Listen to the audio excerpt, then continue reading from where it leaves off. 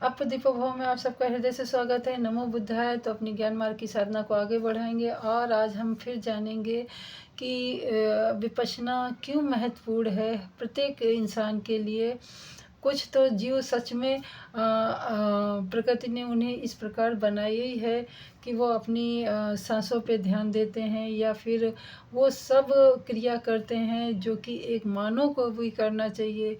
और मानव की जितनी बुद्धि नहीं है, इसके लिए प्रकृति ने उन्हें खुद इस प्रकार से बना के भेजा है कि वो अपना शरीर अपने आप स्वस्थ रखते हैं। कितने सारे जीवों को आपने अपने आसपास देखा ही होगा। तो यहाँ पे आज हम बात यही करेंगे कि हम विपश्ची मन को कैसे संभाल के रखें। हम ये जो सार्वजनिक जीवन है या भौतिक जीवन है या फिर कह लें कि ये जो वास्तविकता का वर्तमान जीवन है, ऐसे जीवन में मतलब इस समाज में, इस काल में, जिस काल में हम लोग रह रहे, आधुनिकता सर चढ़ के बैठी है।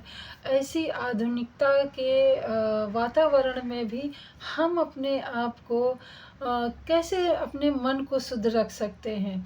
हम कैसे दो तरीके से जीवन जी सकते हैं कि जैसे कि फिर मैं यहाँ पे आपको उदाहरण के लिए ही बोलूँगी कि जैसे कि कमल को आपने देखा होगा, बहुत लोग अपना ये धार्मिक पूजा पाठ में मतलब इस्तेमाल भी करते हैं।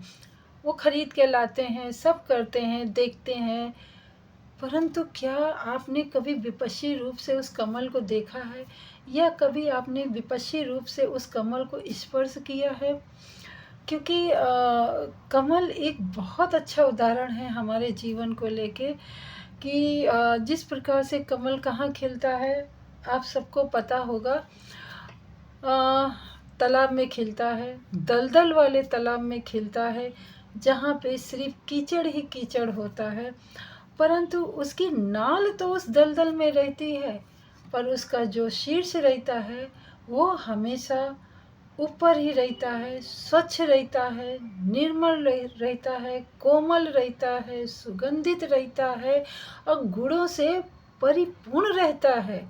उसके कितने फायदे हैं, उसकी एक नाल से लेके उसके बीज तक, उसकी पंखुड़ी तक, उसका तना तक, हर चीज़ जीवन का एक उद्देश्य लिए हुए है।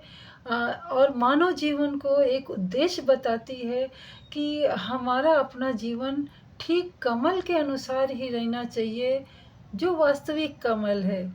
किसी पार्टी के कमल वाला नहीं, वो कमल गंदा हो चुका है। जो वास्तविक कमल है उसका उस तरीके से जीवन रखना चाहिए। और कहने का मतलब है भाई कि कीचड़ में भी रहते हुए जिस प्रकार से कमल इतने गुणों के लेके एकदम अलग थलग रहता है, अपनी पहचान, अपना स्वाभिमान लिए हुए, और लोग उसको सबसे स्वच्छ मानते हैं, सबसे पवित्र मानते हैं और सबसे ज़्यादा उसको धार्मिक में अपने कर्म कांड में प्रयोग लाते हैं। और बुद्ध जी का प्रिय भी कमल ही थे, क्योंकि ये कमल के पुष्प से ही उनको जीवन का जो यथार्थ था या प्रेरणा थी, वो सब उनको मिली, जिसके कारण शायद आज बुद्ध के चिन्ह भी एक कमल के ही रूप में होता है। और जहाँ तक आप बुद्ध की मूर्तियाँ देखो, तस्वीर देखो, उसमें एक न एक कमल विद्यमान ही रहता है। और हम जो पुस्तकों में पढ़ा है या फिर सुना है, तो उनको स्वप्न में भी उनकी नाभि से कमल निकलते हुए देखा गया था। तो नाभि मतलब हमारे नाभि के नीचे जो आते वाते हैं, क्या है वहाँ पे, सब मल मूत्र ही रहता है ना। तो और एक तरीके से गंदगी ही रहती है, एक तरीके से वो तालाब ही है। तो नाभि से निकला हुआ, परंतु वो आकाश की तरफ गया और इतना बढ़ता रहा कि आकाश को छूने जैसा लगा उनको। तो ठीक उसी प्रकार से हमें भी वर्तमान में ऐसे ही रहना चाहिए। क्यों? हम आधुनिकता का उपयोग तो करें, हम भौतिक जीवन तो जिए, परंतु मन से हमेशा एक स्वच्छ निर्मल कमल के समान मन को रखें। जब ये ऐसा होगा, क्योंकि जब आप मन को विपश्यना में बांधोगे, आप अपनी सांसों को देखोगे, आप अपने विचारों पे लगाम लगाओगे। आप जो भी मन में विचार आ रहे, पहली बात तो आते जाते विचार रहते, हर विचार पे ध्यान नहीं देना, परंतु कुछ विचारों को आपको बड़ी सूक्ष्मता के साथ उसका विश्लेषण करना है, और अगर वो बहुत अच्छा विचार है तो उस पे काम भी करना है।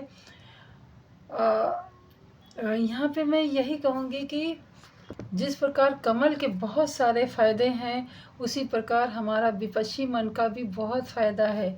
हम ये जीवन भी जीते हैं, वास्तविक और ये भौतिक जीवन भी जीते हैं, परंतु मन साफ रखते हैं, मन कोमल रखते हैं, जिससे कि हमें परमार्थ भी मिलता है, भावना भी स्वच्छ होती है, हमारे मन में करुणा भी जागती है, हमारे मन में दया भी जागती है।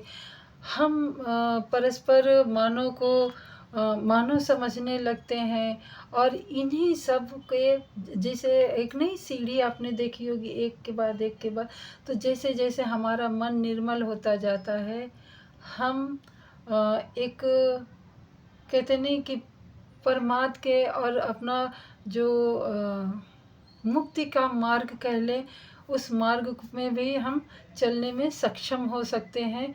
तो शायद मैं और कुछ ज़्यादा ना बता पाऊँ, क्योंकि अभी थोड़ा सा मेरा मन भटक रहा है, तो मैं फिर अपने विचारों को मैं यहीं पे विराम दूंगी, और मिलते हैं कल एक नई आशा के साथ, एक नई उम्मीद के साथ, एक नए अनुभव के साथ।